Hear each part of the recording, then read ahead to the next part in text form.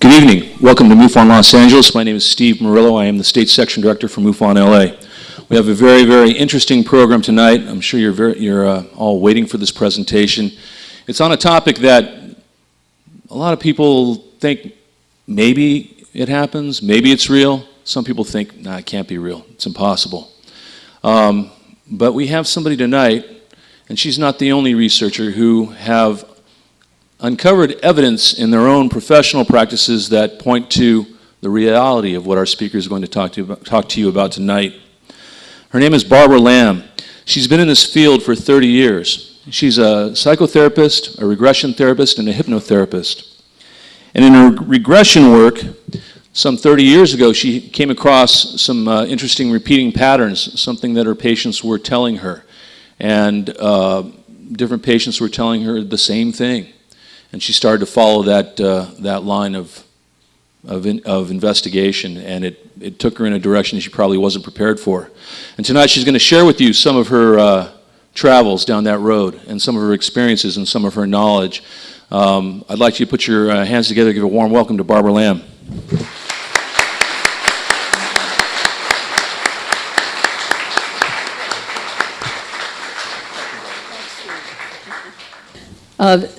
As Steve said, I have done years of regression therapy work as part of my therapy practice, which is out in Claremont, California, about 30 miles roughly east of here, easy to get to.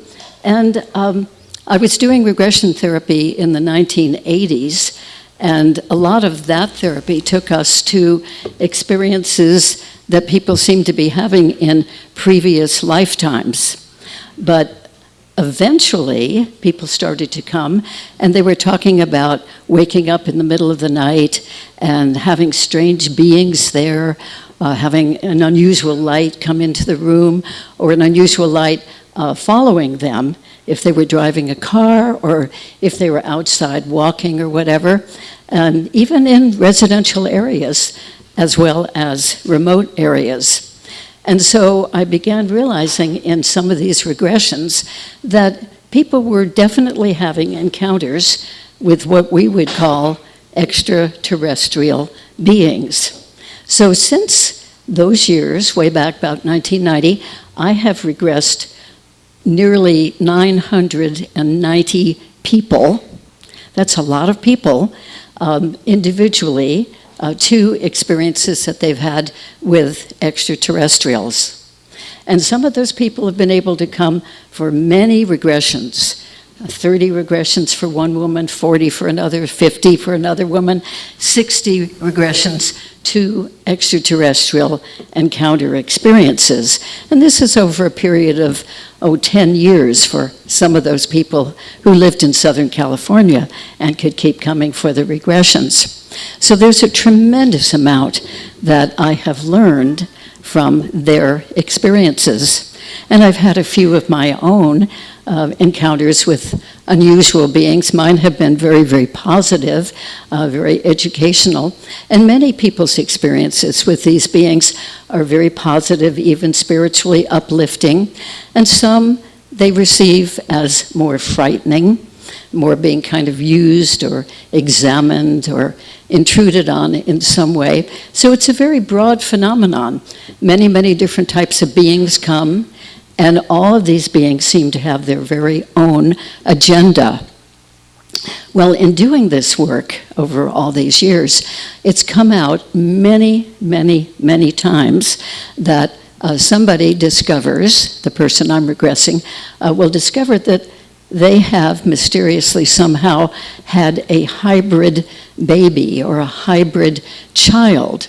So I've been particularly paying attention to this because it just seems so preposterous, doesn't it? It seems so odd. I mean, how could we be combined and mixed reproductively with a whole different species that comes from who knows where, presumably out there in the universe somewhere?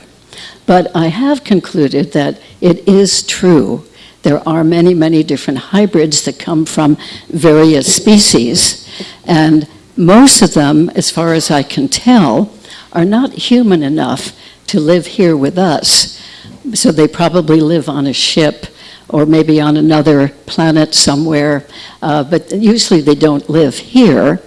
However, I've been discovering, especially in the past 5 or 6 years, that we do have people whom I think we could authentically call hybrids, and they do live here with us on Earth. And I'm going to show you a few pictures of people who do live here with us very effectively.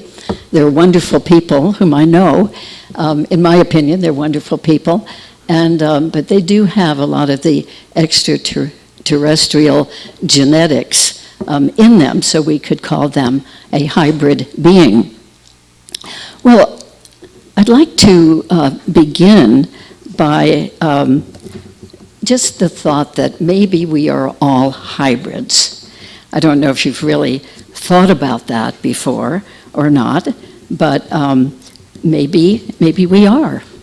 Maybe we were mixed with other kinds of beings a long time ago. It's very possible. Zecharia Sitchin's work in ancient Sumeria certainly makes that point very strongly, and so do many others. And I've learned in this work too that so many beings from different planets, maybe even different galaxies, who manage technologically to come here, they're very interested in planet Earth, and they're very interested in human beings.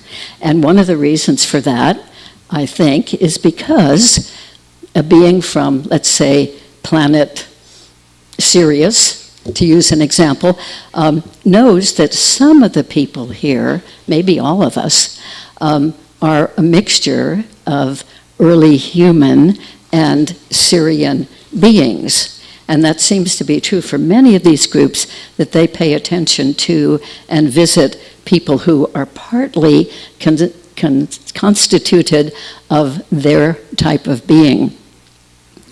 So this history of possibly being hybrids, all of us, it goes way back, maybe 275,000 years, according to some estimates.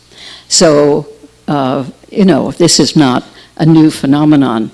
Well, we wonder too, how can this happen? We hear about the law in the universe, the law of non-interference, and that there seems to be a galactic federation of many different kinds of species out there, and they have laws like we have laws, they have principles, and so why would they allow some of their members, some of their types of extraterrestrials, to do a hybridization program with us? Well, there are reasons given to that, and these reasons come from a lot of the regression work that I do. And so it has been told to some of my people that a higher council among the galaxies gives permission for this hybridization program with humans because, a very important reason, it is known that the hybrid program here with us helps to save that species, which would otherwise be becoming extinct. Also, another reason why permission is given for this is that humans, whether they realize it or not, give permission to participate in extraterrestrial encounters and even the hybridization program. Now, people tend not to know, they don't tend to remember that they gave permission, but that seems to be primarily because before they are incarnated in this lifetime, before they're even conceived in this lifetime, there is a very conscious state of being. I call it the soul or the spirit state of being. And people, we all have done this, whether we remember it or not, at least I think we all have done this, that we've gone through sort of a planning stage before coming into this lifetime. And in that planning stage, when we're just a spirit, we don't have a physical body yet, and won't for a little while, but we get together with other spirits who are sort of guides, and we go over some of the main things that we're going to be working on or experiencing in this lifetime that we're about to be conceived into. And in that planning state, it happens with so many of the people I've regressed to the why me question, that they do give permission to other spirits who come into that session, extraterrestrial spirits, we would call them. And those spirits ask the spirit of the person who's about to be incarnated if they would cooperate with them in this lifetime that they're about to go into. And again, it turns out that this person whom I'm working with, or any of these people, have given permission in that soul state. But just like all the other things that we agree to before we come into this incarnation, we tend to forget that. You know, we grow up in our mother's wombs, we're born, we go through infancy, toddlerhood, childhood, teenage years, adulthood, etc. And we may not even consciously remember these things. But it does come out in regression, which is very convenient and handy. So we wonder, why do we think that these reports of people having hybrid babies and hybrid children, why could they be considered true? Well, for one thing, the reports that these people have in talking about what's going on in the events that they're regressing to, these reports have characteristics of real events. There are very, very detailed descriptions, and the person usually is exhibiting in regression an intense emotional impact from these experiences, sometimes even a traumatic impact. Anyway, they also experience a very intense physical impact during these experiences. And another important point is that psychological testing of these people who've been involved in the hybrid program, and this is true of any experiencer of extraterrestrial contacts, psychological testing of these people shows no mental problems, no emotional problems. They seem to have no indication of having had childhood sexual abuse or satanic ritual abuse, or they have no dissociative disorders. They're regular, normal, sane, natural people. And in my opinion, they're really, quote unquote, good stock. They're intelligent people, they're healthy people, they're strong people, they're likable people. We probably have some here with us in this audience today, people who experience these things. So nothing in these reports from people suggests that they are actually dreams, or that they're delusional, or they are made-up fantasies. Also, these reports of the encounters and the hybrid program are often accompanied by unusual markings on the person's body. And the person, if it's a woman, might have a missing pregnancy. She might realize she's pregnant, even if she hasn't been with a man for a long time. So, of course, that's a startling kind of mystery. How could I be pregnant?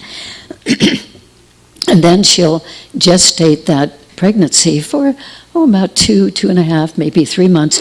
And then suddenly one day she wakes up and the fetus is gone. And that pregnancy, usually by that time, would have been confirmed by a medical doctor. But then she and the doctor will say, well, what happened? And he'll say, you must have had a miscarriage. And she says, no, I would have noticed if I'd had a miscarriage. Well, you must have had an abortion. No, I didn't have an abortion. Well, then where is the fetus? We call that the missing fetus syndrome.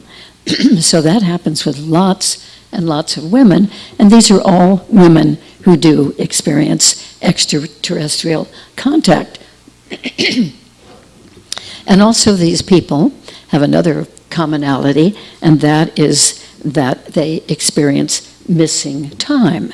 Perhaps they've had a sighting of a UFO, or maybe they haven't. Maybe they've been driving somewhere, and then suddenly it's 2 hours later and they're in their car on a different road. This kind of thing happens a lot. In fact, it happened with one wonderful person I know on the way to the UFO Congress in Arizona a couple of weeks ago, and also to the same person and his companion on the way back. So these things do actually occur. Well, we might wonder where hybrids live. Well, some hybrids, those who are what we call the early stage hybrids, and they could not possibly survive here on Earth. And they don't look and function enough like humans anyway, if they could survive here. So mostly they tend to live, it seems, on spacecraft their entire lives with the people who are, or the beings who are doing this hybrid program. And they live there with other hybrids and various types of extraterrestrial beings who seem to be working cooperatively together. Some of these hybrids, as far as we can tell, actually live on other planets in sort of a colony situation, and they're usually cared for by adult extraterrestrial beings. And, as we will get to eventually tonight, some are developed enough and human enough, enough of a proportion of them is human, that they live here on Earth and they integrate right into human society with us. We might ask which people are parents of hybrids. First of all, the person who's a parent of a hybrid would be having experiences with extraterrestrials, and probably all of that person's life. They would be people who are in the genetic family line amongst us humans, the genetic family line that the extraterrestrials are following from generation to generation. Or the parents might be people who used to be a member of the very race of beings who were doing the hybridization. That is, they would have in previous lifetimes have been a member of that race. This comes out in some of the regressions. Also, they might be the people who, as I mentioned a bit ago, have given the soul agreement to cooperate with the extraterrestrials in this life and help to have hybrid children. Or these people who have hybrid children, in some instances, are people who are actually hybrids themselves, whether or not they know that. And then people who are closely connected to a man who would be in a what we would think of as a secret government / in some cases military project here on Earth, a regular human man involved in one of those covert programs. And in that program, they're experimenting with creating hybrids with extraterrestrials and studying those hybrids. So let's think about which races of extraterrestrial beings do hybridization. There probably are more than the ones that I know about, but I'm mentioning the ones that I know about from my own regression work with people. First of all, we have the gray beings. These are the ones that seem to be heard of the most by us humans here on Earth, Zeta Reticuli being. And they do removal of eggs from women and sperm from men, and then that's combined. I'll get into more detail about that. And then reptilian beings seem to do, or at least some of them. I think that there is quite a variety of extraterrestrial reptilian beings, but some of them seem to be very interested in combining with us through actual direct sexual intercourse. By the way, as a footnote, I'm going to say this is an X-rated lecture. The most X-rated lecture that I've ever heard in a MUFON group, so hopefully that's okay with you. And again, this information comes from the work that I've actually done directly with people. Then there are some human-like races. They look very, very much like us. And there's quite a series of those beings who have regressed and done hybridization with some of my people. And they give reasons such as, quote, "You are helping to save our race."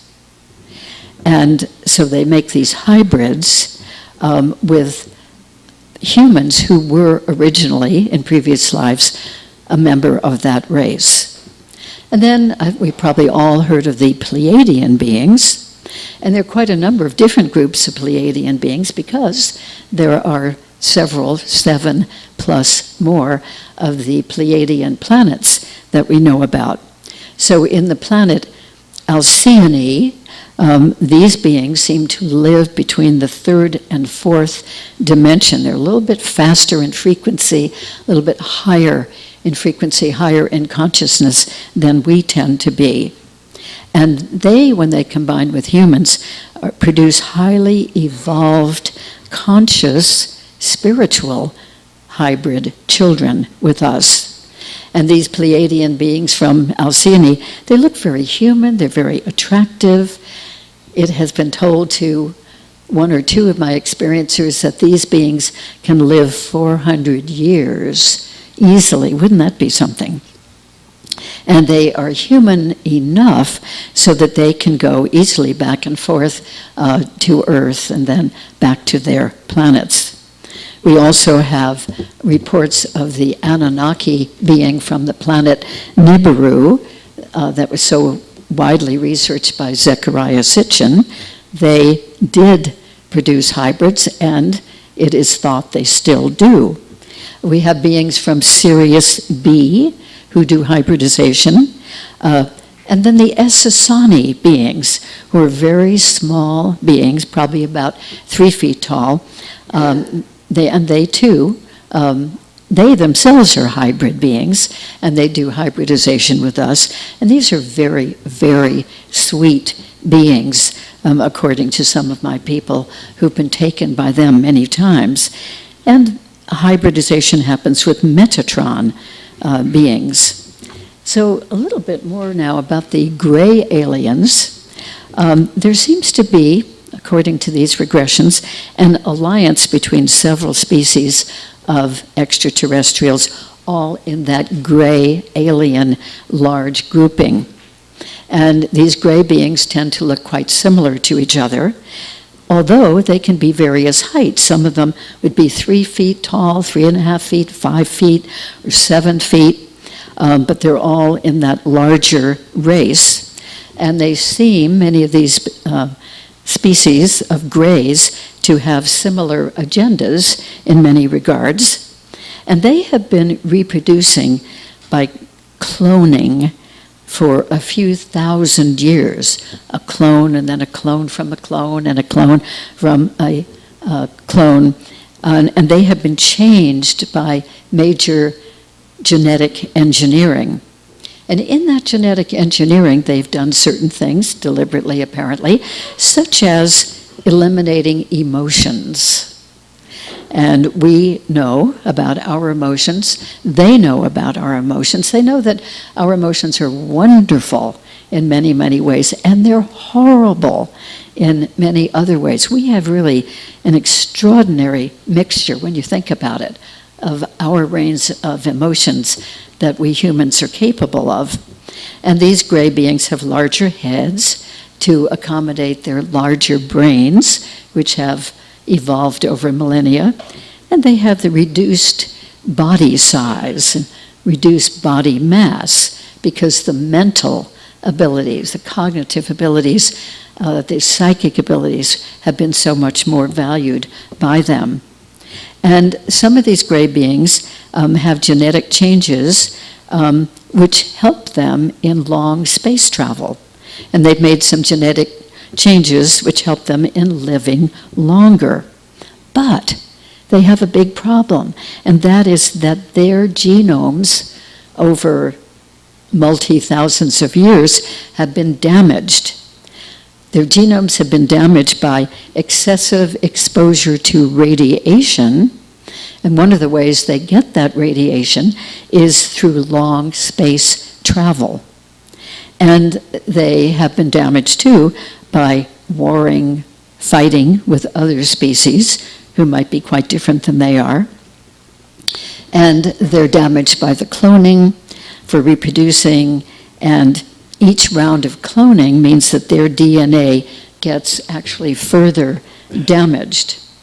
So we also have green-skinned gray types who do hybridization, and they have sort of suction cup-like fingertips, and they gestate human experiencers' eggs from the ovaries, and they gestate them in their wombs. These beings actually have wombs, and then they mix the human woman's eggs with their DNA. And then when they take a human mother who has, shall we say, contributed these eggs, they frequently will ask the mother to place her hands on the extraterrestrial's abdomen, the ET who is carrying this hybrid baby. They like to have the human mother, the contributor of those eggs, send human energy to the fetus, because human energy is realized to be very different than the extraterrestrial energy. And we have Zeta beings. And these are wonderful beings. They tend to be about 5'7" or 5'8". And one of my clients used to be a Zeta being in several previous lifetimes, and then sort of volunteered to come here as a human. So naturally, she gets visited, taken for an encounter, many, many times, and she has all of this lifetime to be with them, to be studied by them, and even to work cooperatively with them as she used to in those previous lifetimes. So the Zeta beings are dying out. They had destroyed the surface of their planet. I hope we humans will learn from this and not ruin the surface of our planet. So when they did that, some of these Zeta beings went underground to live for a long time, and some of them went to other planets to live, and some stayed on the ships and spent their whole lifetime on one of those UFOs. And they wanted to develop their minds, and so their craniums became very large. In fact, they became too large to pass through their birth canals, and so they lost their ability to reproduce. And eventually, not wanting to die out completely, they began hybridization to save their race, to redo their race by being partly human. Then we also have the mantis beings. I'm very partial to them. Sometimes they're called insectoid beings, and these are very tall, very thin. They might be 8 feet tall or 9 feet tall. And I will show a picture of those when we get to the picture. And they have very, very long, thin bodies, long, thin arms, long, thin legs, huge eyes, like a praying mantis or a giant ant, sort of big, black, wraparound eyes. And so they can look kind of frightening and spooky, but actually, with any person I've regressed to an encounter with a mantis or insectoid being, these beings are really wonderful. They're kindly, they're loving, they're gentle with people. In fact, they're unconditionally loving and even playful. And they have a very high rank on the ships that they work on with other beings. Usually they have sort of a supervisory status or directorial, and in charge of what the other beings from different species do on the ship. And they take people from home, and they test them, not so much physically, but test them mentally and psychically. And they are mentors and guides for many of us human who experience them. And some of them have long-term, like lifelong relationships with the humans that they interact with. And they create hybrid children with humans. We also have the Nordics. A lot of us have heard about the Nordics because they're so very human-looking. They're usually considered by us humans to be highly attractive. They're tall, they often have blonde hair or brown hair, shoulder length, even if they're a male. And these Nordics can materialize and dematerialize. They can pass through walls. Actually, many of these beings can too. And the Nordics tend to be, they're not warm and cozy and loving necessarily with humans, but they're benevolent and they're friendly and they're helpful. And very often they will, on the ship, answer questions that the experiencer might have during an encounter. And they speak very philosophically about the different species, the galaxies, space, and how all of this works together. And some of these Nordics, even we think, live among us, and they're not detected as extraterrestrials because they look so much like us, and they communicate verbally in words the way that we do, and they also communicate telepathically. So let's talk about the process of hybridization. The most frequent way that we hear about, I think, is that eggs are taken from a human female. And then these eggs are taken, and of course she's in an abduction experience of one type or another as this process happens. And then those eggs are mixed with sperm taken from a human male. That human male could very well be somebody she doesn't even know or doesn't even know exists. And then that material from the human male and the human female is mixed together on the ship by these extraterrestrials. And they're put in like a little tube or a little test tube sort of thing, or a petri dish, as we probably would if we were doing this process. And then that mixture is modified on the ship. That is, extraterrestrial genes are added. And then that mixture is implanted into the human female in another abduction, and she gets pregnant, and she goes to the doctor, and the pregnancy is confirmed, and she'll gestate that pregnancy for between 1 and 3 months, and then she's abducted again, and that fetus is removed from her. So she, as I said before, has one of those missing fetuses. The doctors, kind of scratch their heads and say, well, we can't say why this happened for sure, but sometimes the little fetus, little embryo, actually at that stage, will pull away from the lining of the uterus and will just get absorbed into the rest of the system. And maybe that does happen sometimes to people who have nothing to do with this kind of program. But that's not the case with what I'm talking about, because the woman just doesn't feel pregnant. Suddenly one day she wakes up, wow, I feel so different. And she'll go to the doctor again, and he'll confirm, well, you're not pregnant anymore, so what can we say? And so in that abduction, when it's taken, the material, that little embryo, is gestated in a glass container of special liquid, very akin, I should think, to our amniotic fluid that we have in our pregnancies. And that fluid seems to be full of special nutrients for the fetus to survive. And then that fetus gestates, grows to full maturity as a fetus in the tank, and then is born. That is, taken out of the tank and wrapped in swaddling clothes. I'll show you some pictures of this, and then raised there on the ship.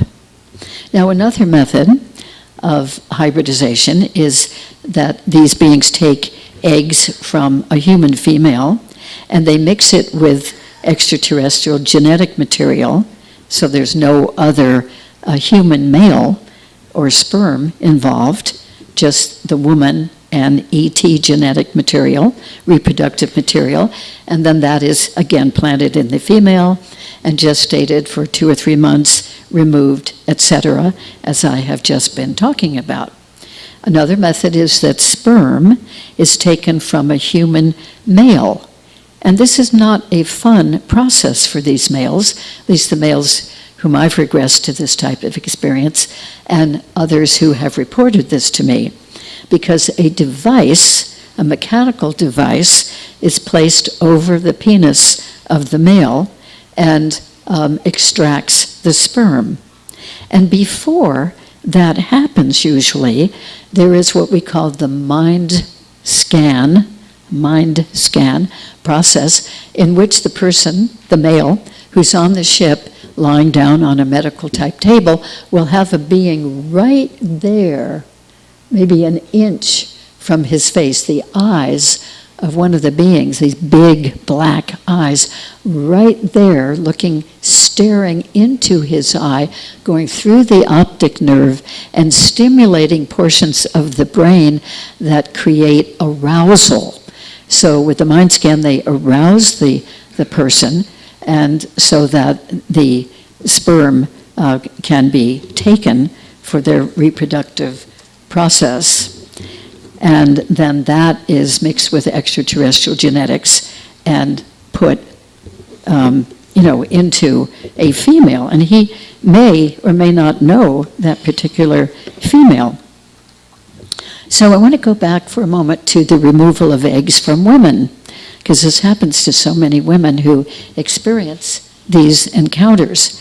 One of the methods is to penetrate the abdomen right near the navel, and they remove the eggs from the ovaries. And in cases like that, they frequently will leave a little triangular bruise mark on the abdomen right near the navel. I've actually seen those bruises on quite a number of people.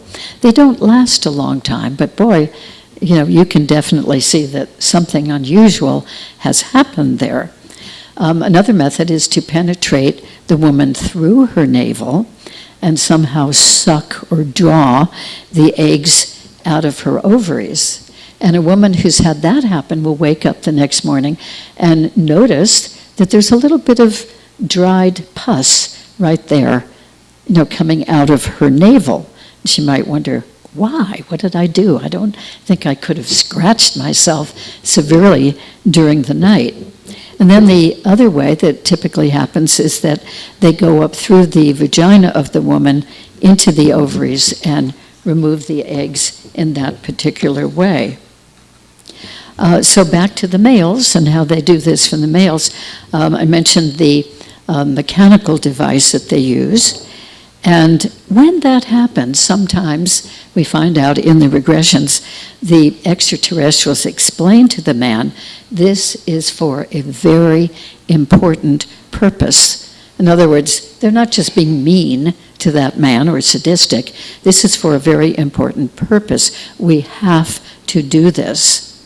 And then 3 or 4 months later, that man might be taken again and taken into a special room where he's shown one of these tanks with a fetus in it, and it will usually be pointed out, this is from your seed, this fetus. And the man may or may not have subsequent visits with that hybrid after it's quote unquote born from that tank of liquid.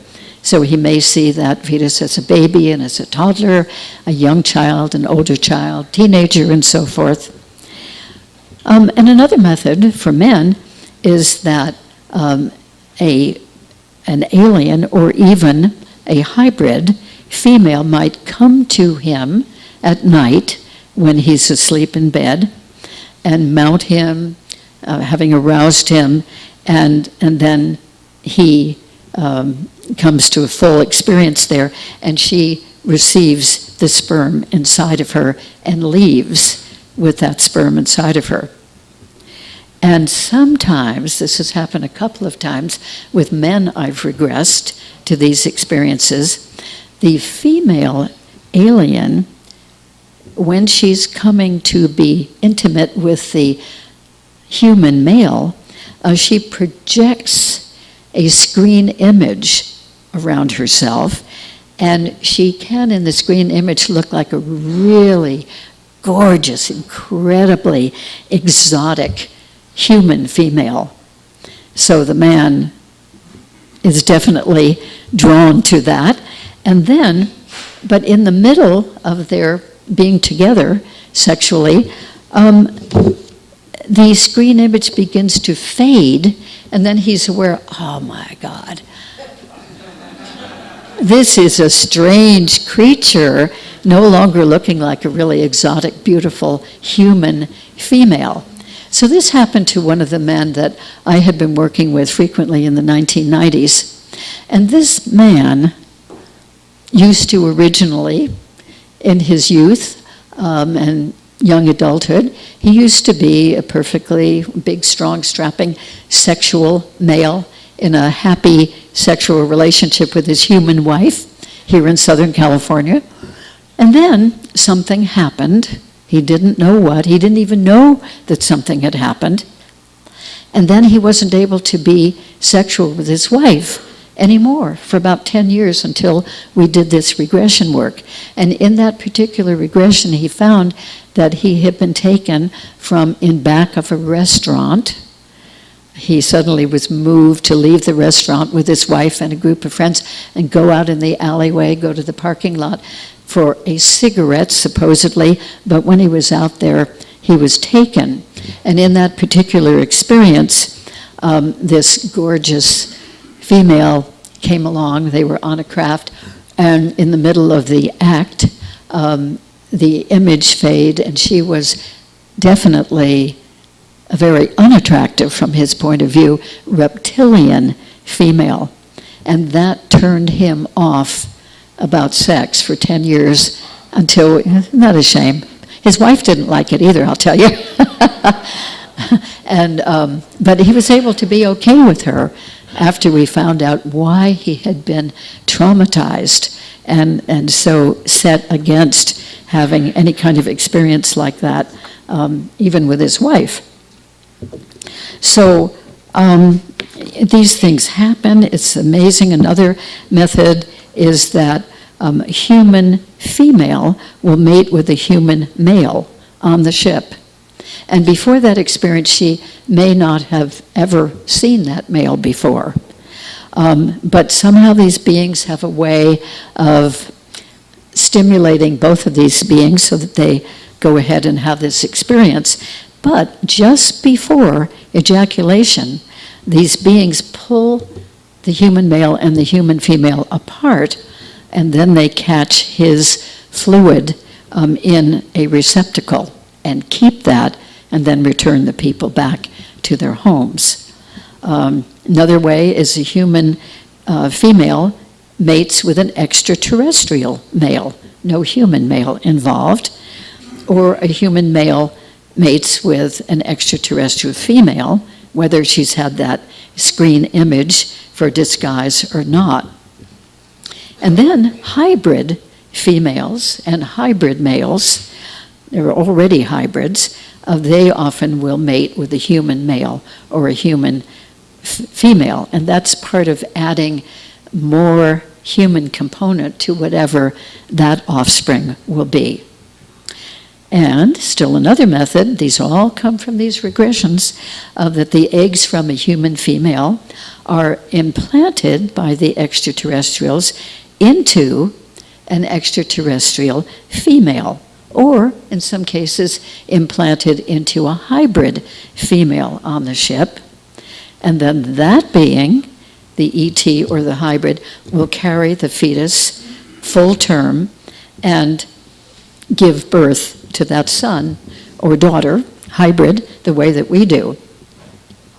And sometimes a human female is taken on a ship and artificially impregnated with material from a variety of extraterrestrial sources. So we could look at this as genetic splicing. And then she gets pregnant and comes back here to Earth and gives birth here on Earth the way that we normally do. And some of these people then are giving birth to these hybrid children. And then a human or an extraterrestrial male can come to Earth and impregnate a woman, and she'll remain here and give birth to a hybrid child. And sometimes those males who come here are considered by the person to be an angel, because sometimes they look very attractive or they have this green image of being attractive. And if they come quite a number of times over a period of years, the woman gets used to it and it's a nice experience.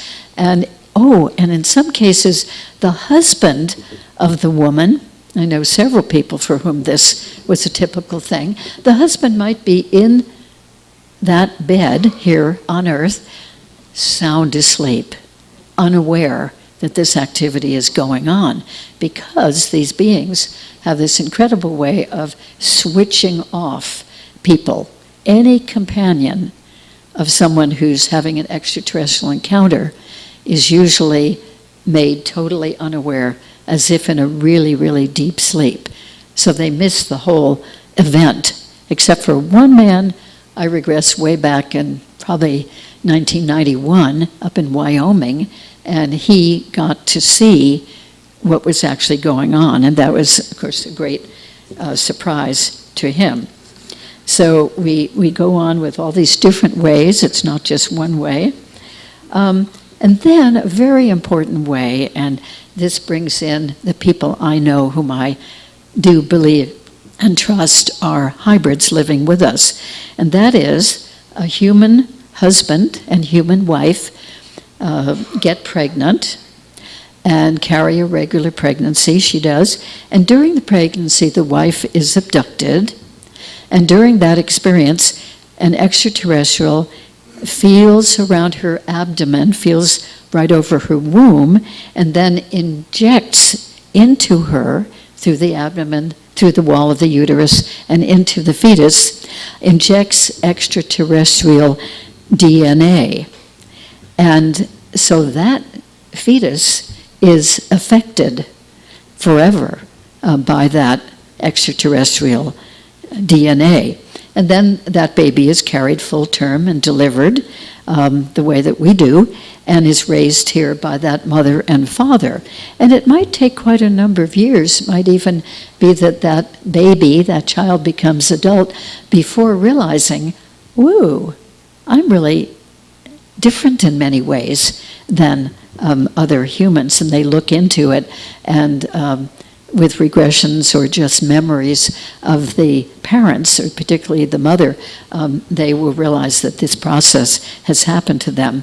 So, of course, these children look very human, and they're raised as a totally human person. But they do have some different physiological features.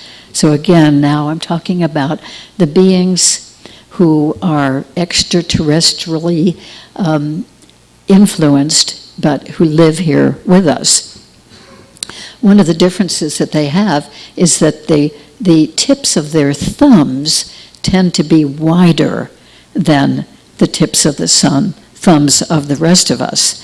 And their bone consistency is usually different. If that's tested medically, it's really quite different than human bone material.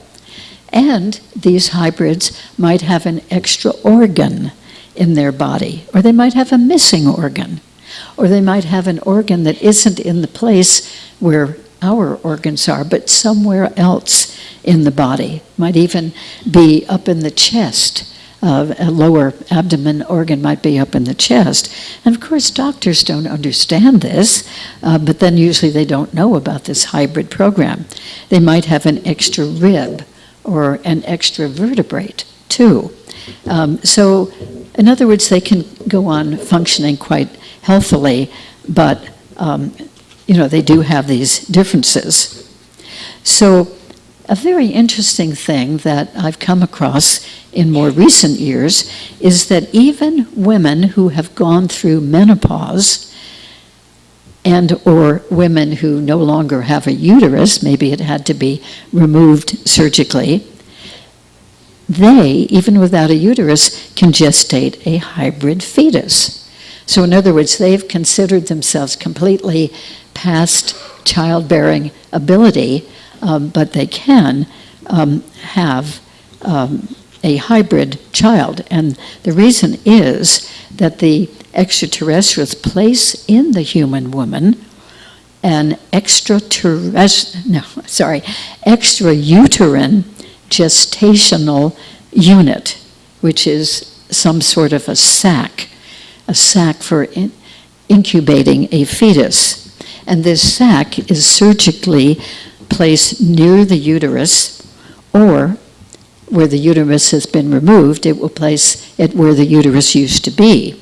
Or this sac will be placed near an ovary, or even behind the bladder. And before placing this sac, these beings have to sort of clear a space in the woman's abdomen in order to accommodate this sac, which will hold a fetus. And so the woman might experience that for a few days as if there's a bloating somehow in her lower abdomen. And sometimes they'll even have a feeling that organs are somehow mysteriously being moved around in their reproductive area. And with this method, because it's not our usual way of getting pregnant, the woman doesn't produce the usual hormones that would show up on a pregnancy test.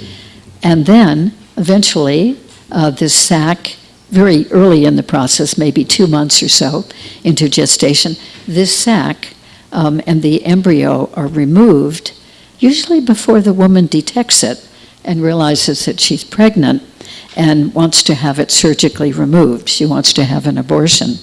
So it's been indicated through these experiences that the extraterrestrials monitor the woman who has this extrauterine sac, and they monitor her thoughts, and they take action with her when she thinks about maybe she's pregnant, and if she's pregnant, maybe she should consider having an abortion, or even if she thinks about babies or implants somehow being put in her. And these beings can telepathically, mentally influence her not to really look into it and not to have an abortion. Another very interesting thing I ran into in my experiencer support group, which meets every month, and this is for people who really we know have had these experiences because they've done regressions with me. And this group has been going since 1994 and is still going strong once a month. Anyway, in discussing these kinds of things with some of the women in the group a few years ago, one woman said, you know, it's really weird, but I had a missing pregnancy, and then about 7 or so months later, I found that I was lactating. And lactation doesn't happen out of the blue. You know, it doesn't happen unless you're pregnant. And another woman said, oh, that's weird. Yeah, I had a missing pregnancy too. And several months later, I was lactating profusely. And I don't know why. The doctor said, well, that shouldn't be happening if you're not pregnant. So anyway, in cases like this, they have housed a baby for maybe a month and a half, 2 months or so, and then that fetus was removed, and any future lactation that would happen was stopped. But, 7 or 8 or 9 months later, these women were lactating, and they wondered if somehow the extraterrestrials helped them to produce that lactation, and they wondered if maybe they were being taken sometimes for nursing the hybrid baby after the baby would be taken out of the tank on the ship.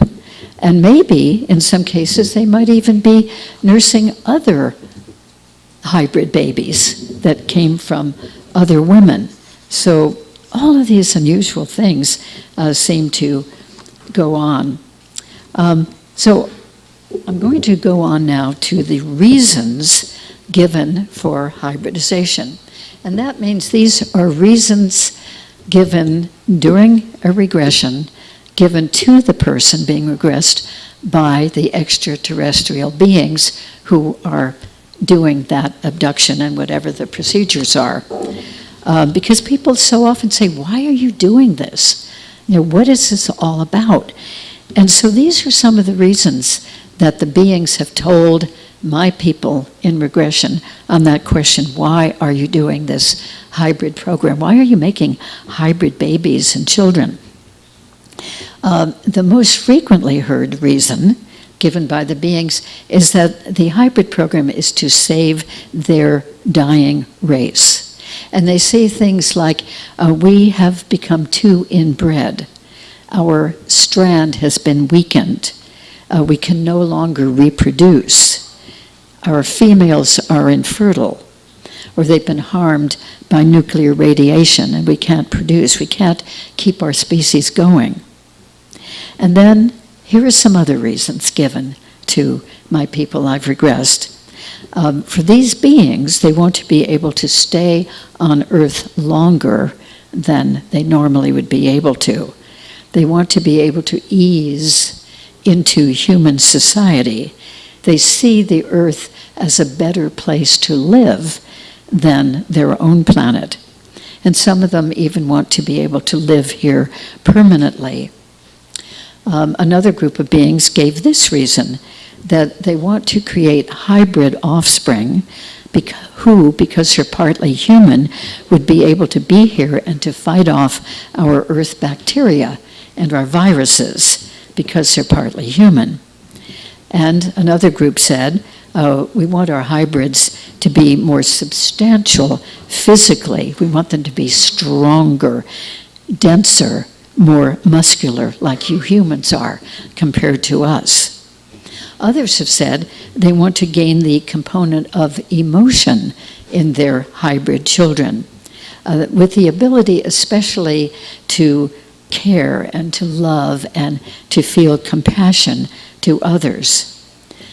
Another group has said they want to be able to have their children, hybrid children, settle here when their planets are no longer able to sustain life.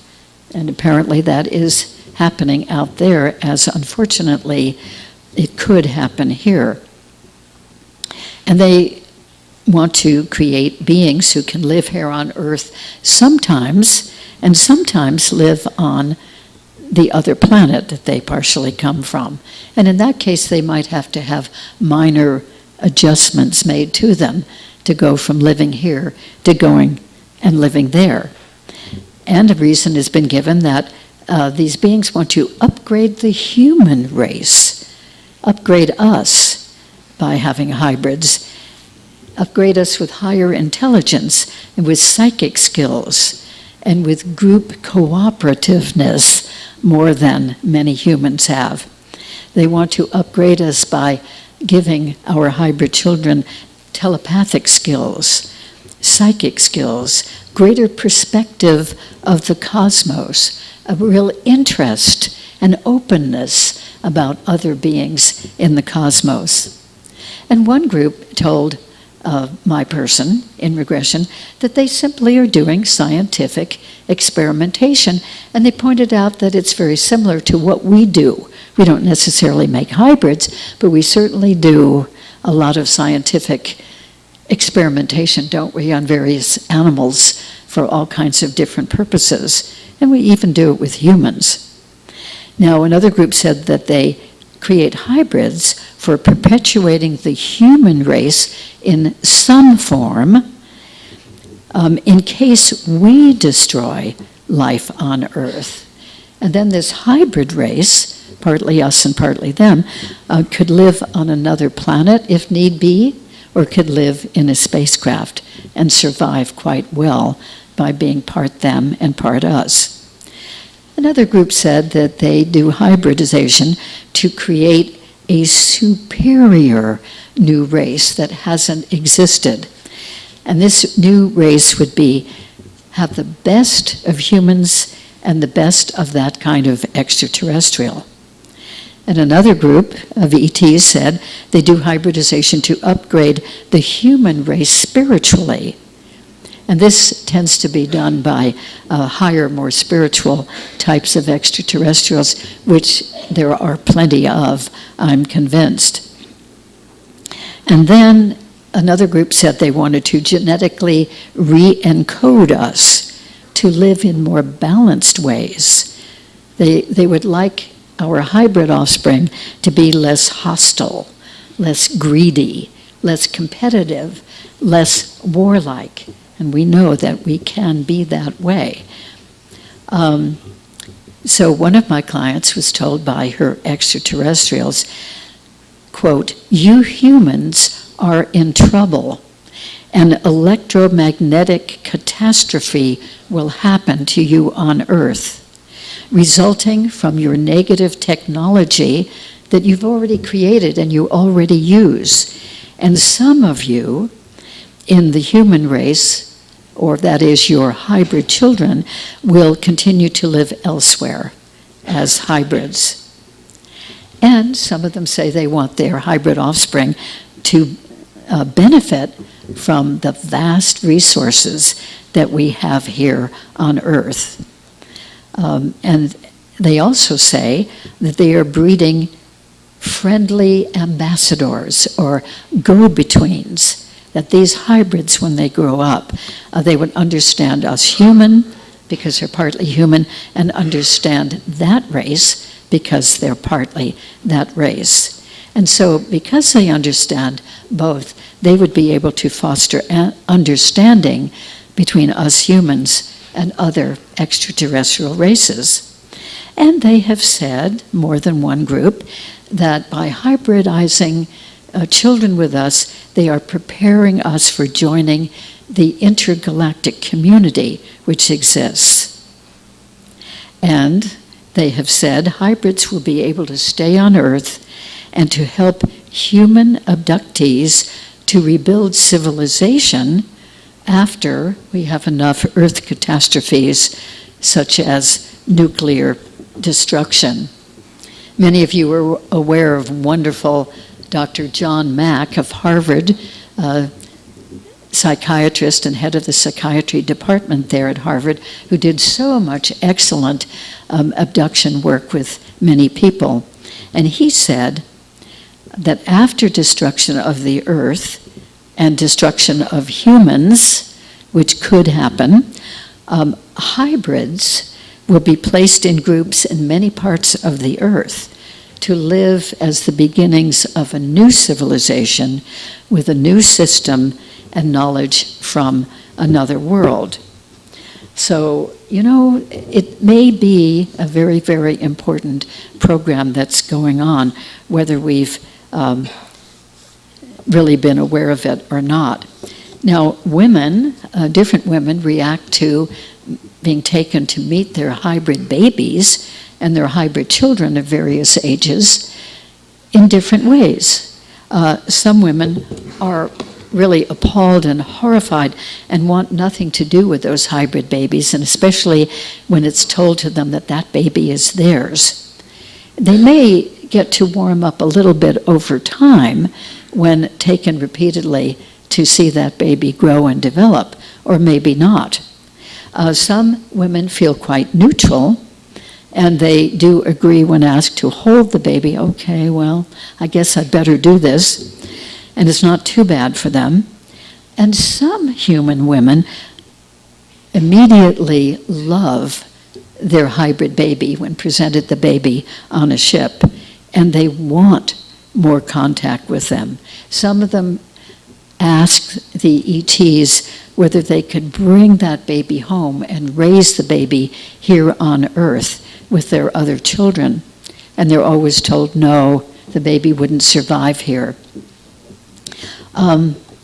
And some people are so in favor of these hybrid babies and hybrid children who will grow up to be hybrid adults that they are really going out of their way to establish communities of interest for people who have hybrid children and have come to realize that, and just for people who are interested in this subject. For instance, there's two wonderful women here in Southern California. One, quite young, is Bridget Nielsen, who lives in Santa Monica, and the other is Sharon McCormick. These are just excellent, excellent human beings, in my opinion. And they're experiencers of extraterrestrial contact, and they know that they have quite a number of hybrid children. So they've actually created a website and a group. The website is www.hybridchildrencommunity.com, and they have different people contributing articles to that, and occasionally they run a workshop for people who think their children might be hybrids, or people who think they themselves might be hybrids, or people who are just interested in this phenomenon in a positive way.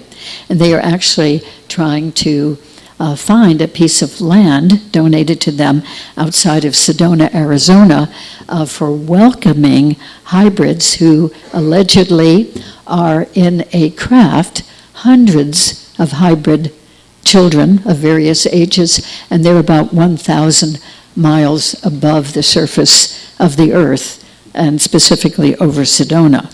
So there is some very positive response about this too. So I'm going to show some slides now, and you probably had plenty enough of looking at this title, I should think. Okay. So here's a wonderful picture from Daryl Anka and Kim Carlsberg of the left side there that you see is a human being, and the left side, or the right side, sorry, is an extraterrestrial being, and then she is holding a sphere with a little hybrid baby in it, a combination of the two.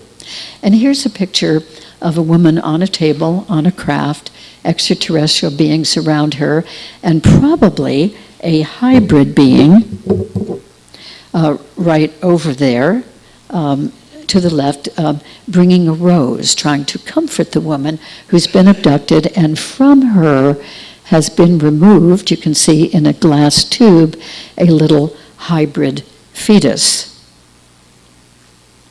And then we have an extraterrestrial with the tube that I mentioned that will have that beginning of the reproductive product there, extraterrestrial genetics and human reproductive material. And you can see that this is a regular program with other tubes around.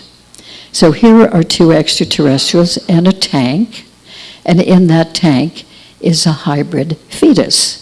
Now, these fetuses are really paid attention to. There's always apparently a staff of extraterrestrial beings, monitoring, making sure that the fetus is okay, because these hybrid beings are extremely important to them, or they wouldn't even be bothering to do this program. So here's another tank and another hybrid floating in that fluid. And by the way, the fluid, which we would call amniotic fluid, seems to come from certain fluids from human females taken in abductions, and also it seems to come from cattle. So we wonder about our cattle mutilations. The cow genetics are very close in many ways to human genetics, and so taking the fluids, particularly the reproductive fluids, as we notice happens in cattle mutilations, that may be one of the reasons, or one of the ways in which they get the components for the amniotic fluid.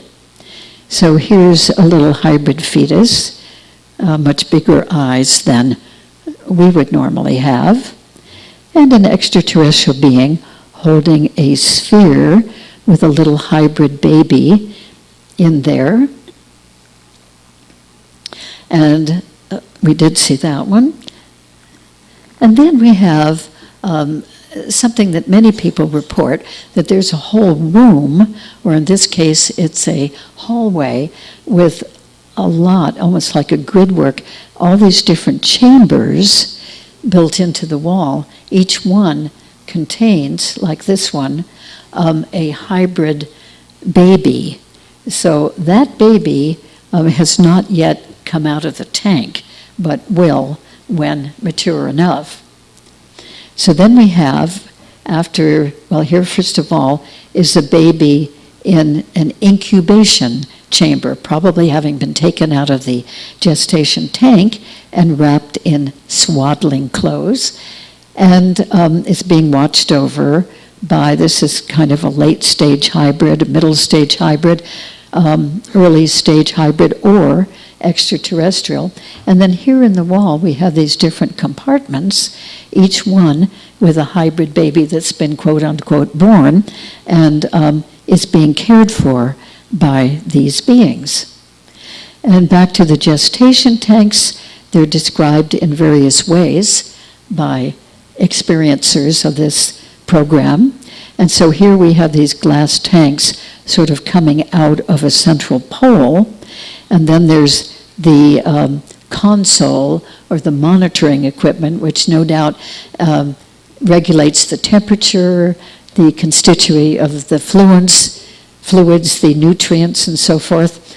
So here we have a woman who's been taken and is being shown her hybrid child, and this looks like quite an advanced stage hybrid woman who's relating to her.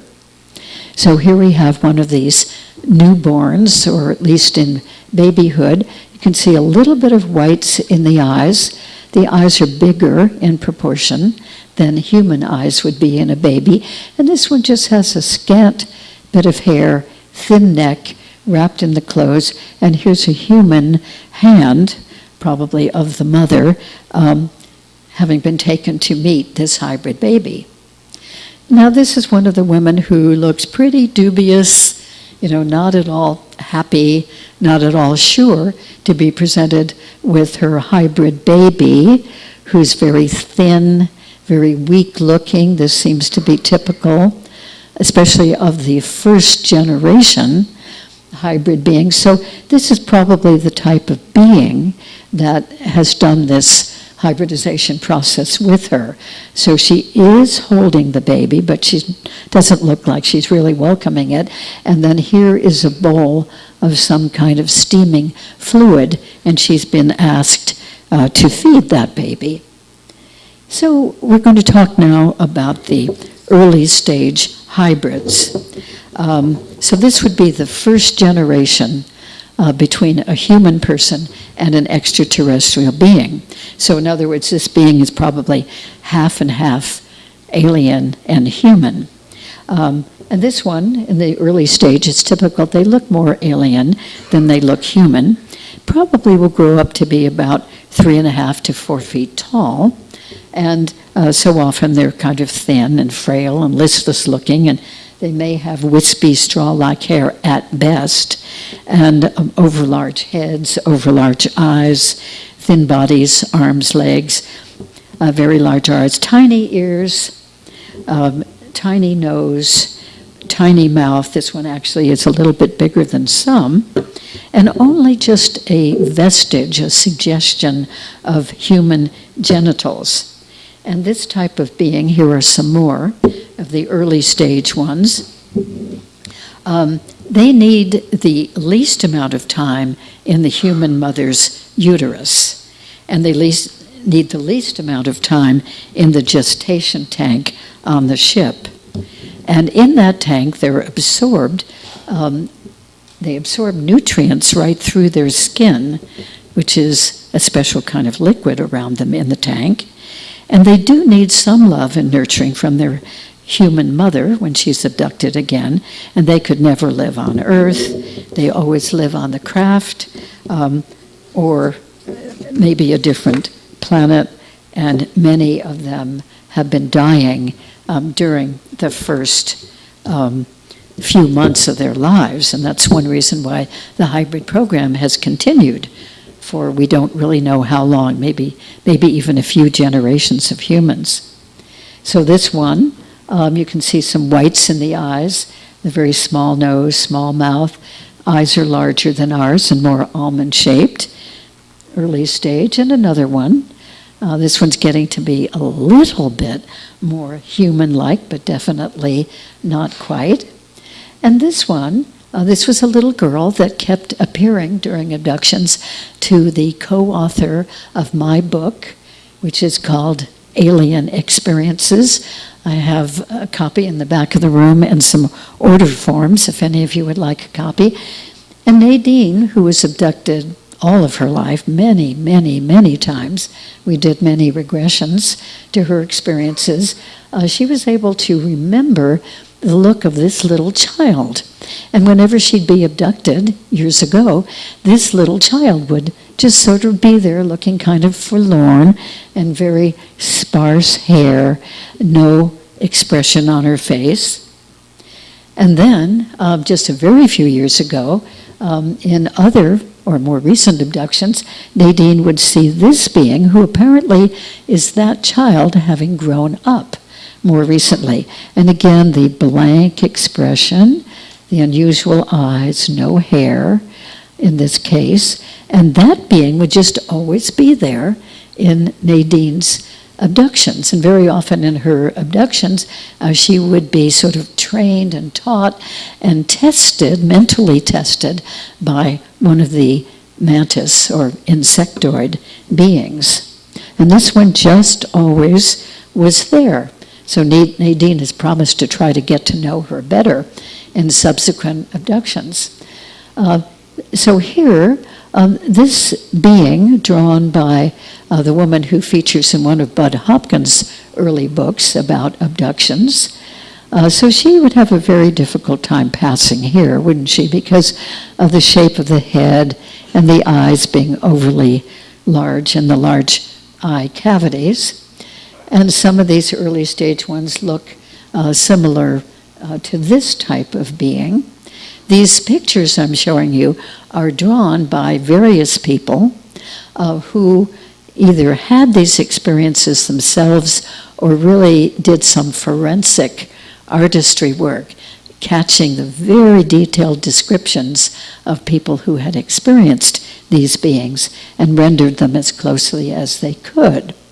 So now we're showing a second generation of hybrids. In other words, the original hybrid then combined reproductively with another human.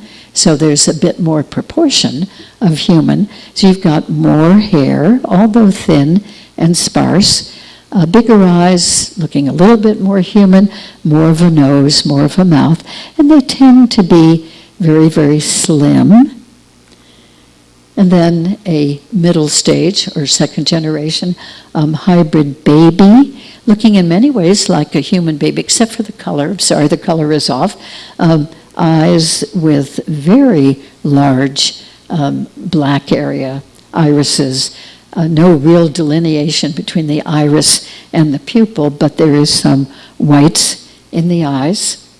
And a middle stage hybrid. Now this would look like quite a sweet human child, wouldn't she, except for the eyes. I mean, what if you encountered a child like this out in a pram or a stroller or something, and wow, I mean, that would be quite startling. So these middle stage beings might possibly visit here for a very, very brief period of time, but probably wouldn't be able to stay here very long. Here's a hybrid, middle stage hybrid, looking somewhat human except for the eyes, and a hybrid child, probably a child of hers. And then this little boy, nice kid, little tiny mouth, big eyes, ears are getting a little bit bigger, some more hair, but the cranium is kind of a giveaway too, and the total lack of expressiveness. He would not fare very well here. And this middle stage being, big dark eyes, a little more hair, thin, and very often my clients report that these hybrids are wearing just a very simple little dress, never any style variation, any decoration, color variation or anything. They just seem to dress them as simply as they can. And this one too, now she's getting to be more human looking and has a better head of hair, and definitely different. And yet, can't you see some similarity between her and that type of being that she was probably hybridized from? So she looks quite human, but these eyes are really bigger than ours. And again, the lack of facial expression. And this little fellow, again, that very simple little shift sort of item of clothing, and no expression but some hair. And this one, a little bit what I would call kind of unnerving looking eyes, and yet the face looks fairly human, doesn't it? And lots of hair in this particular case, but she would be middle stage and probably not able to fare here very well. And the same with this fellow. Now he's got more whites in his eyes. He's got a head that would be too tall for us. Very, very flat ears, very small mouth. He would be that middle stage. And then, this is so typical that people who experience this sort of thing are taken to a setting, it seems to be on a craft, like this woman, and that she is introduced not only to other extraterrestrials, but to hybrid children. And this one is being presented to her as her hybrid child. And fortunately, if we want to look at it that way, this woman is being receptive to receiving and to knowing that hybrid child. Another middle stage hybrid, looking very human in lots and lots of ways and attractive, but the eyes don't have whites in them. And middle stage also, look at the size and the shape of the heads, much more pronounced than ours. They do have these two whites in the eyes and round irises and pupils, much more of a nose and a mouth, but they probably wouldn't fare totally well here. And these are all different artist renditions from these detailed descriptions. And Katarina Wilson did this one of a hybrid she kept seeing with the big almond eyes, a different kind of pupil, but you just wouldn't think that she would be human quite. And then this woman, an adult hybrid, being related to by the little ETs, doesn't look, does it, like she would have been hybridized from these beings, but if she's enough generations down the line with enough human component in her, that certainly could be possible. And then this one, big eyes, simple clothing, not happy. And this one, now this boy looks, I think on first glance, maybe you could think, oh yeah, he's a regular human boy. But, you look carefully and you realize, no, not quite. The eyes aren't unusually large, but they're not really like ours. But if another generation came from him, combining with a female human, that offspring would be successful here. And then again, the middle stage hybrid, the sparse hair, more human-like eyes coming along, but probably not quite suited to be here. And this one with the black eyes. And this one, definitely, I think we might look a little oddly at this one if he were amongst us, and he probably wouldn't be. And this one, she looks quite human, I would say, but, the eyes are really, really bigger, and again, that lack of human expression. And this being, in this case, very white, like paper white, and blue eyes, but they're different. They tilt up. They're kind of almond-shaped, actually, but he's got some human-like features and at least a little bit of hair. And this one, again, the black eyes. Incidentally, there are some reports, some of you might have heard of black-eyed children showing up here on Earth. And I don't think anybody, including myself, really knows what those children are, where they come from, or what they want here. But it's a bit unnerving for people who are meeting them. Middle stage hybrid, now he just has that extraterrestrial typical indentation for an ear and no ear flaps. In many ways, he has human-like features, but the black eyes, much taller cranium. And another one, again, the large cranium seems to go with the beings in this middle stage. He's got some whites in his eyes. Probably his hybrid offspring, combined with another human, might be able to be here.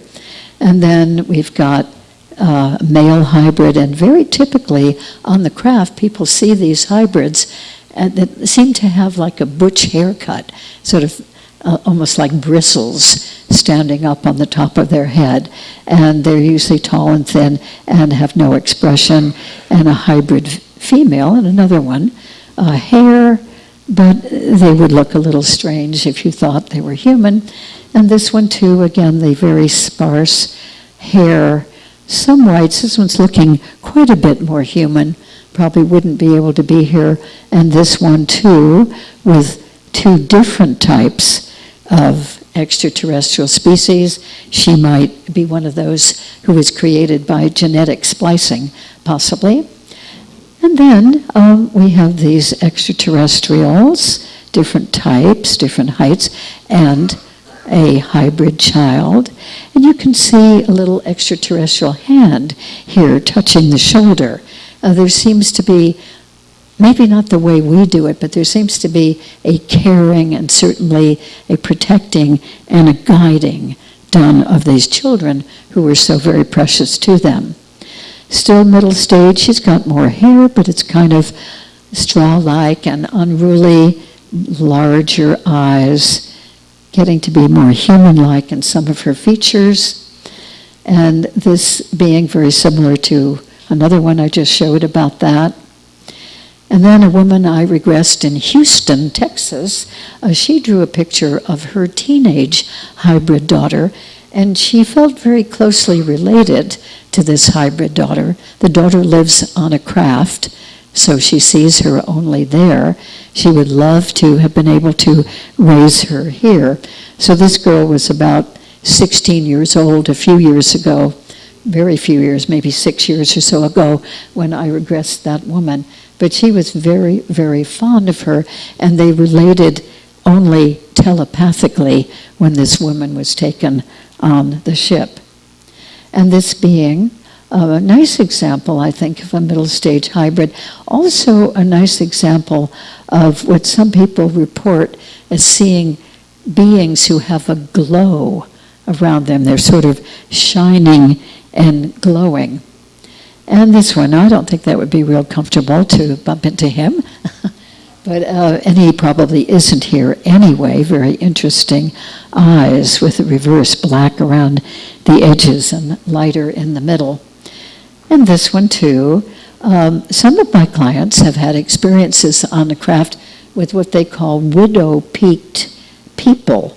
And I didn't realize when I was regressing one man repeatedly to experiences with these widow-peaked people, he said, who looked quite human, but not entirely. And I didn't realize at the time, when we were doing those regressions a few years ago, that maybe that widow-peaked woman he kept seeing and a widow-peaked man actually might have been a hybrid, as I think that one is. And the little child again with the ETs.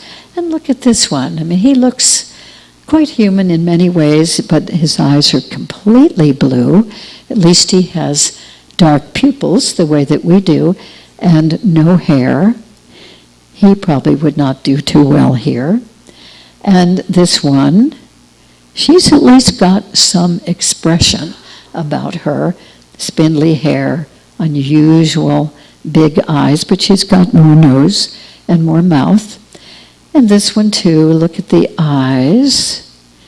I've met one person here on Earth who has eyes that spread out sideways much more than they are tall up and down. So this fellow, if you saw him on the street, which you probably wouldn't, because he's middle stage, but you might think he's human until you really look in his eyes.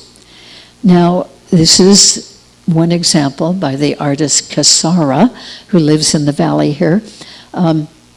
She's done, dozens and dozens and dozens of drawings of extraterrestrials described in detail by people who have had abductions and have seen these types of beings.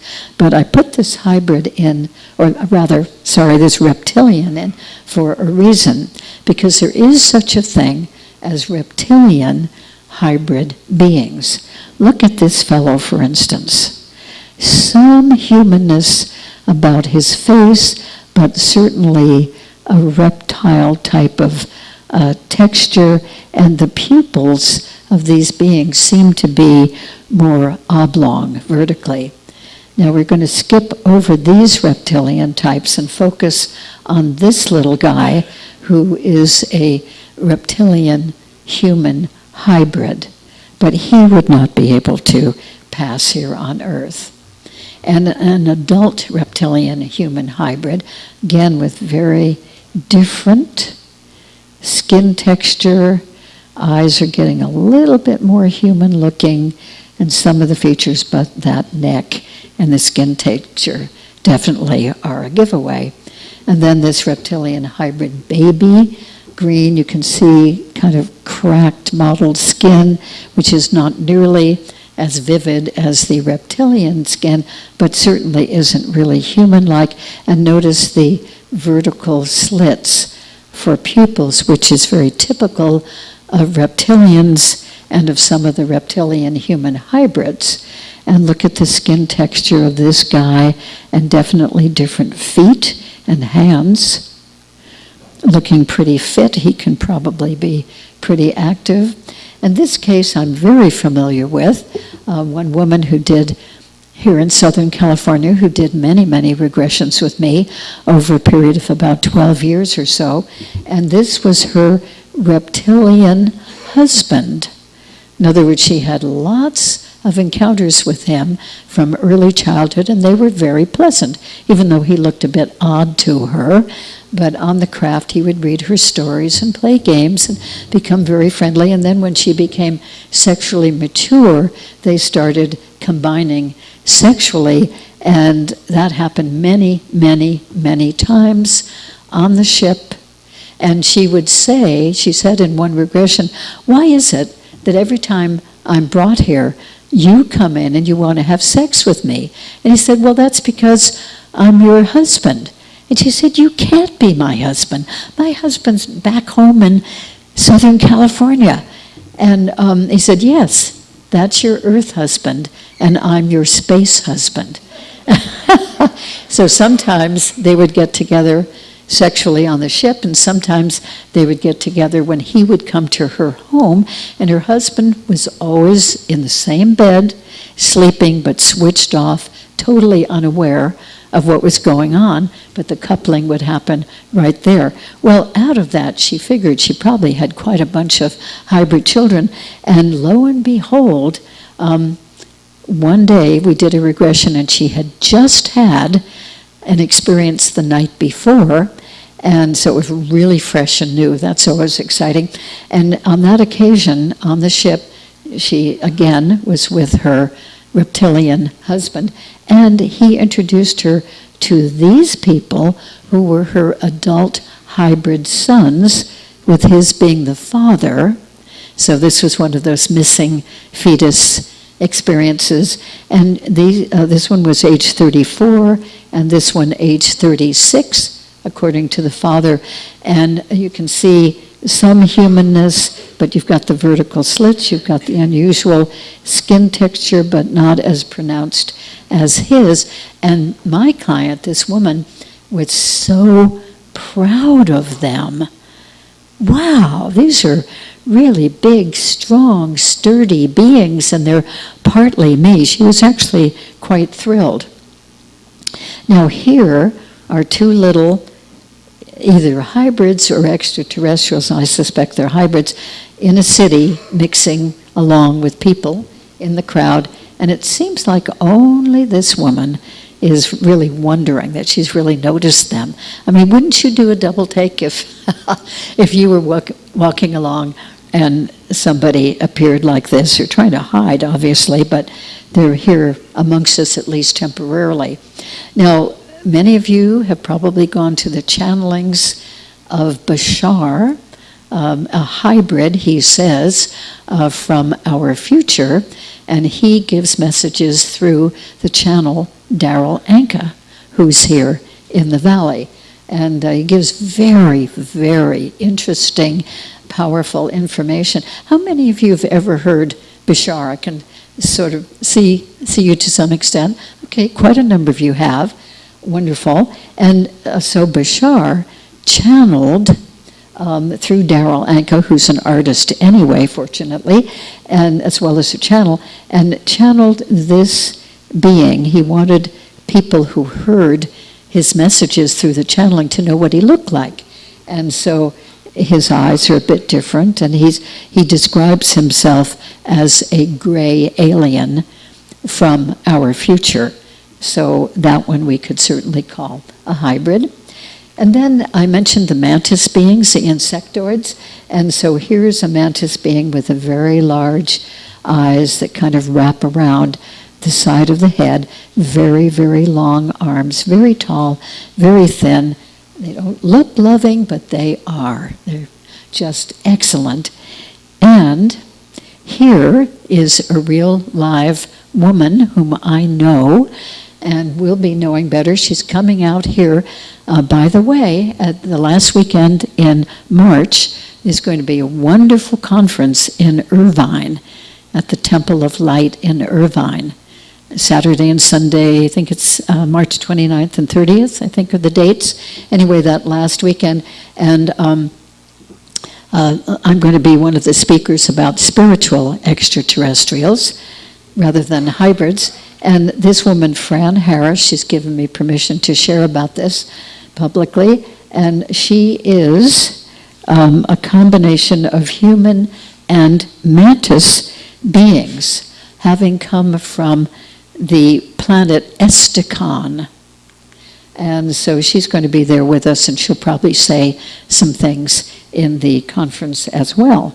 And a very excellent woman, and her reason for being here, her mission, shall we say, as a hybrid living with us, is to work with star children and star seed adults, helping them, encouraging them in developing their psychic skills, their intuition, their telepathic skills, their group consciousness, and they're wanting to really help humanity and helping Earth.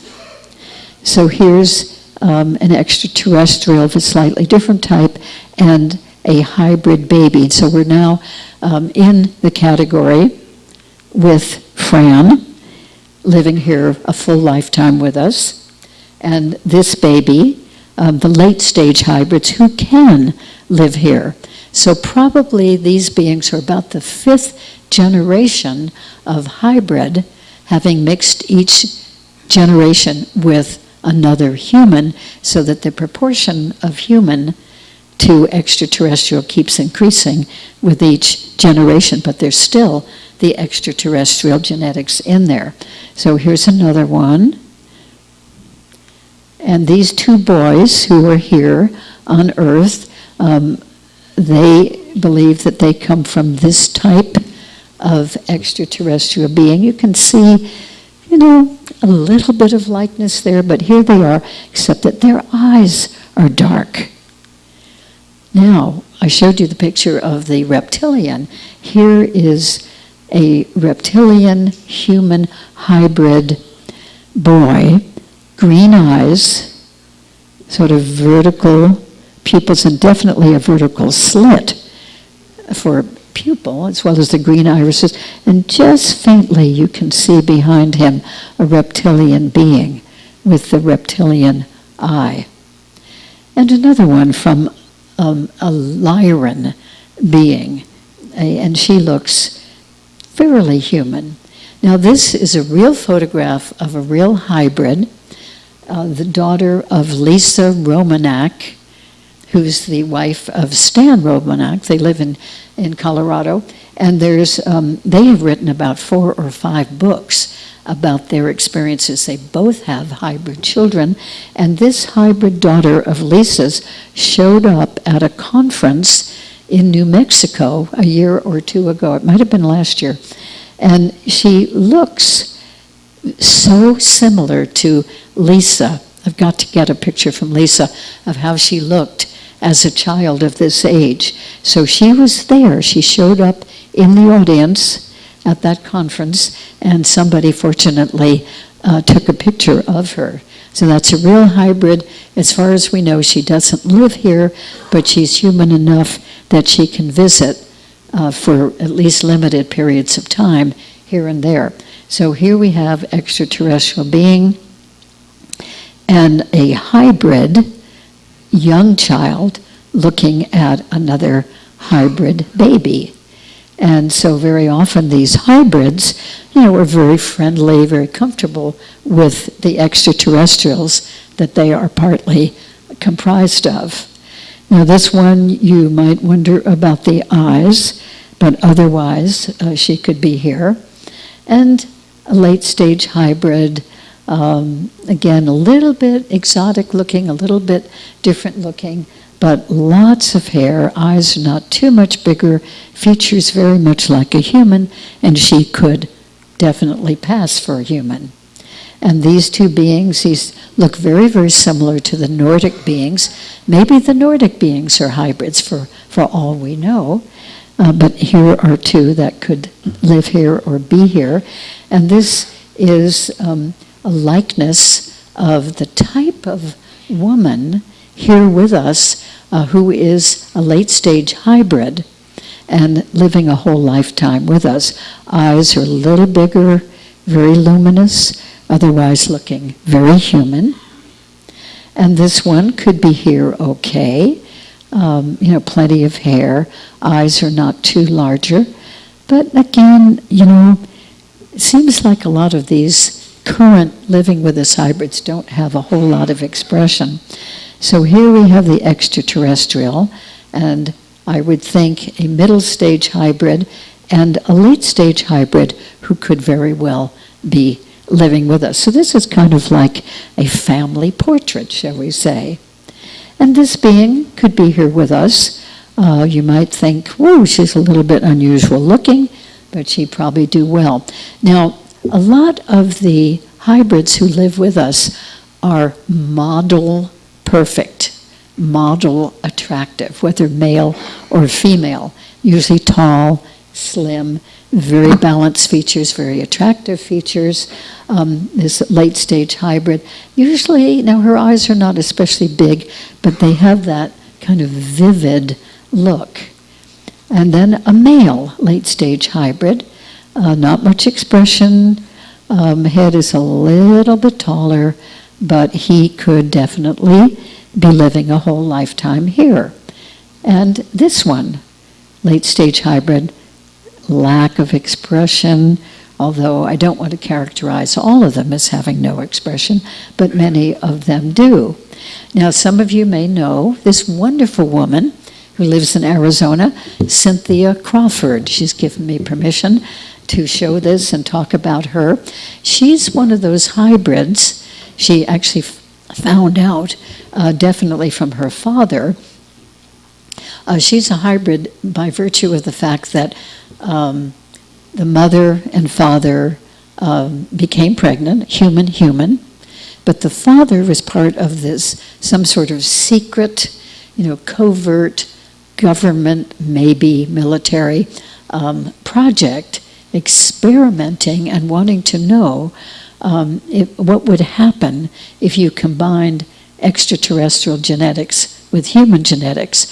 So the father, unbeknownst to the mother, actually slipped her a drug in her cocktail, and then She was abducted, and during the abduction, a female being, injected her through the wall of her abdomen and her womb into Cynthia when she was a fetus in her mother's womb. So that's how the extra genetics came to be in her.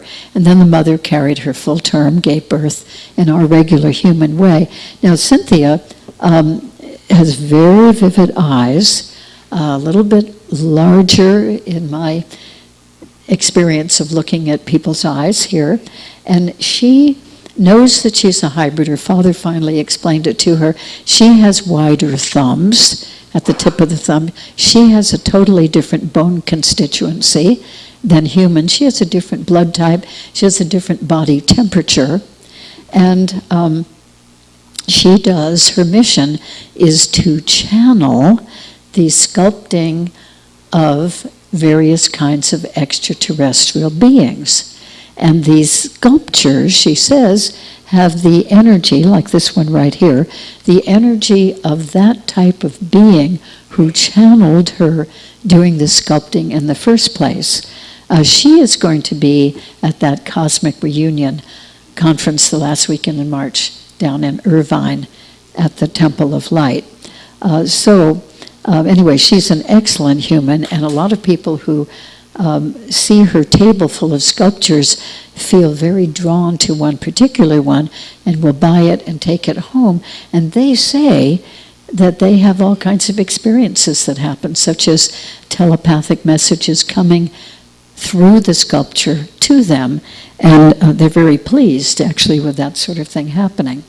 Now here's another one, a woman I met at a UFO conference back in 1990, and she showed me scoop marks and all kinds of markings on her body from her abductions. She knew she was a lifelong experiencer of extraterrestrial encounters, and lo and behold, it turns out, I didn't know it for years, but she has a lot of extraterrestrial in her. She is actually a late-stage hybrid, and she's one of those people who is tall, blonde, statuesque, very attractive, very outgoing. In fact, she's had her own television program interviewing people for years, and an excellent person, very bright person, very psychic, very nice to know.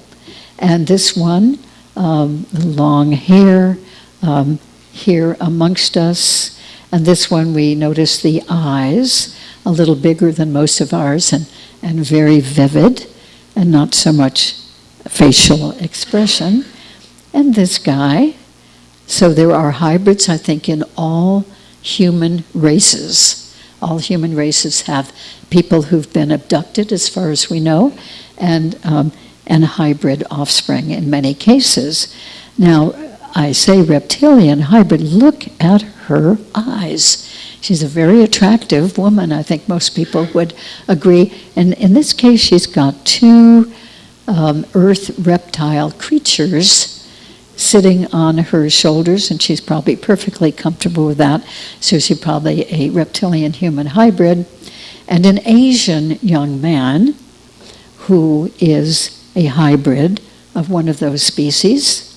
And again, kind of a full-on view of the reptilian male with the vertical slits, roundish eyes, but vertical slits. And this woman who lives in Kentucky, she claims to be a reptilian human hybrid. And I show these pictures because she says that when she's experiencing vivid emotion of any kind, in this picture, she's actually performing in a play, and she's excited to be performing in the play, and perhaps even singing. And so here she is, looking fairly normal, but something's beginning to happen here. Her eyes are becoming much more dark. You don't see whites, and the skin is beginning to change color and even becoming a coarser, more bumpy texture. So she's shape-shifting into the reptilian portion of her hybridness and this streak coming down here. And here's another picture of her. Her eye would normally look more like this, a round iris and round pupil, but every once in a while it shifts and it becomes more oblong and more vertical, as is emphasized right here. Now this particular woman, Gia Bathory, again, she has given me permission to talk about her.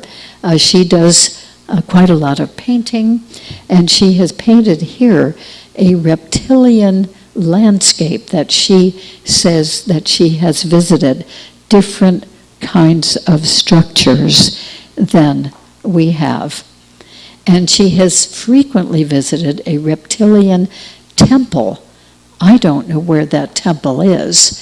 I'm not sure that she knows exactly, but it's not right here. But it's a huge facility with enormous columns. You can see she's depicted herself as a child in this enormous room, and around the columns are serpents.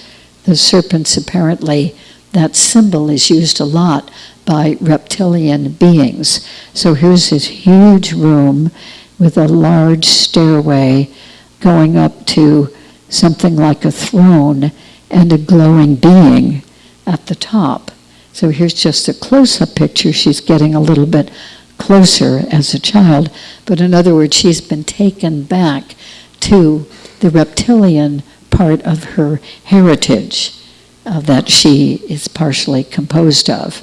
Now here's another woman living here with us, attractive woman, doing this shape-shifting thing where the slit in the eye is vertical here and a slightly different color in the eye compared to the round iris and round pupil that we're familiar with in this eye. And so here's all this rough, bumpy, reptilian-like skin texture as she's going through a shape-shifting process. I think it's just fascinating.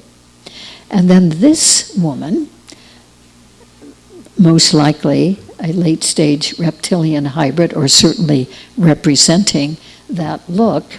And this is very, very similar to the being that I reported a while back of the man seeing this exotic-looking female approaching him on the ship for sex.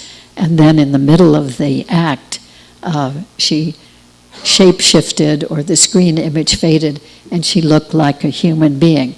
But this is a similar kind of look to that exotic female that was presented to him. So I'm finishing the pictures now just with a cover of my book, co-authored by Nadine Lalich. I've got a sample copy in the back. I've got some order forms if anybody would like to order them. And final concluding thing, two things. One is that I'll give the website, my website, which is www.barbaralamb, and then the initials MFT,